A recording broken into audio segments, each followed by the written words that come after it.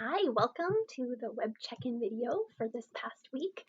Each week I'll try to post this video on either Monday or Tuesday after I've gotten a chance to view your discussion posts and provide points and give you all a little feedback. Again, like you're used to in these video check-ins, I'll start with logistical updates and then I'll move into discussing some of the findings and themes that I read through in your forums and then end with an overview of the upcoming lesson for lesson 2 in this case. So just a few logistics and reminders or updates.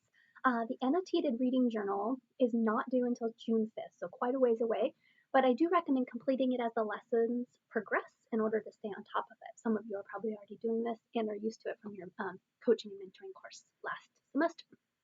I also, you might have seen on the main course page on Canvas, added a news update link on the homepage just to keep you up to date on anything that Sylvia or myself are seeing in journals or in the news about data and assessment. So take a look at there. There's a link on that main page above the course modules. As far as the discussion forum posts and reading your responses to lesson 1, I appreciate all of your fantastic comments and feedback, and I tried to leave each of you a little feedback in your where I also put the points. But in response to your lesson 1 discussion forum, I sense feelings of frustration, success, growth, concern, but then also optimism all through your writing on the 3 various questions. In terms of the post, there were equal responses to each of those 3 questions. Question 1 asked, what should leaders prioritize as the goal of data use in their school? And nearly all the responses included increasing and improving student achievement by using data to determine the effectiveness and next steps. But then you all added additional variations. Adam included ensuring use of the demographic and diagnostic data to uncover patterns in order to not just be examining testing data. Dawn also added the value of all stakeholders and including students in constructive conversations, parents, coworkers, administrators, and the added value that that can bring to the conversation. Erin added that data should be used in an environment where teachers collaborate to identify areas of student need and share the instructional strategies, which then, of course, raised quite a few questions about time and coming up with the time to have this collaboration. And so many of you chimed in on getting that time and having time in PLCs or having time to actually look at data and assessments. And Sarah added knowledge she had just gained from the PLC Summit, which focused that leaders should prioritize student access to essential grade level standards as the primary goal of data use in their school. Question 2 focused on self-assessing your own school's data literacy and highlighting whether the skills that Means et al. Named in their article are necessary skills for teachers. And there were some really interesting, diverse conversations that started from that prompt. A number of you pointed out that you felt your own school's data literacy was basic or below, and that the Means et al. Skills are quite important. Amy wrote that the skills named were critical for teachers, and that without the skills to locate, comprehend, and interpret, they make data-driven instructional decisions and ask questions that can be answered by data sets, we can't fully serve our students. And this led into and sparked a big discussion on the importance of understanding the systems used that house all of our data, knowing what the tests even indicate or if the tests are even useful. Julie pointed out that part of the importance in building data literacy in a building lies in the delivery of when administrators or teams show the data and when it is shared. And it sparked a conversation again that how do we present that data so teachers don't feel that they're to blame when it is presented.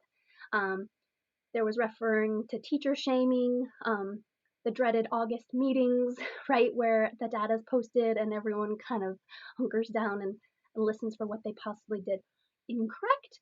And from these responses about data creating teacher blame and shame, both Dirk and Adam included great responses that I wanted to read word for word.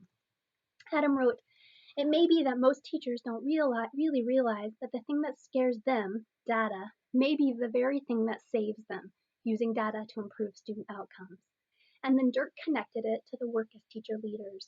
We need to pave the way as transparent leaders who are willing to humbly lead the cause by example.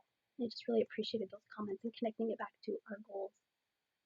And then finally in question 3, offering your own thoughts or questions about how all of this information and content covered in lesson one connected to your own work. And again, a number of you attended the PLC summit and noted that the conference really brought together the work from summer until this point, which was very reassuring to hear.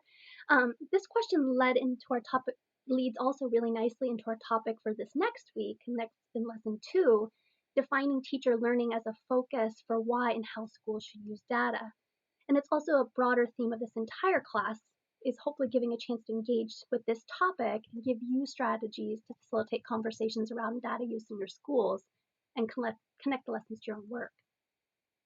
So moving on to lesson 2, some of you have even already posted your discussion forums for lesson 2. Fabulous.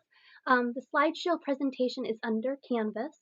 It's about 14 minutes with a short video clip, so about 20 minutes, I'd say, with including reflection during the presentation.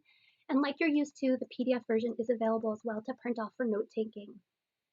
And as I just mentioned, lesson 2 is focused on defining teacher learning as a focus for why and how schools should use data. Through the readings and presentation, we'll establish a definition of teacher learning that we'll continue to revisit as a definition to guide what we think is necessary and helpful for teachers and instructional improvement. And we'll connect our definition of teacher learning to data use. In order to look at these topics, where there's 2 assigned readings, that in the Hushway article, we'll dive into some psychological concepts as we talk about cognitive dissonance and how adults and teachers can make sense of information that might not fit with their current conceptions. And so our job as leaders is to help our colleagues move to healthy ways past this cognitive dissonance, which many of you have alluded to in your lesson 1 post, and use it as a catalyst for change rather than a barrier to learning. Hashway provides conditions that are necessary for the most ideal outcomes, progressive change, to occur. And then we're going to dive into data-wise that require text for this course, and we're heading into the prepare component of the improvement process. Chapter 1 is focused on organizing for collaborative work, a point that again was brought up quite a bit in our forums from lesson 1. And many of you already have collaborative environments, it sounds like. So many of you will definitely feel validation while reading this.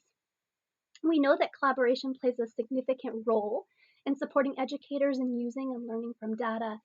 The Hashway article and introduction to the DataWise framework will launch us further into our discussion about organizing the work and preparing to use data for instructional improvement.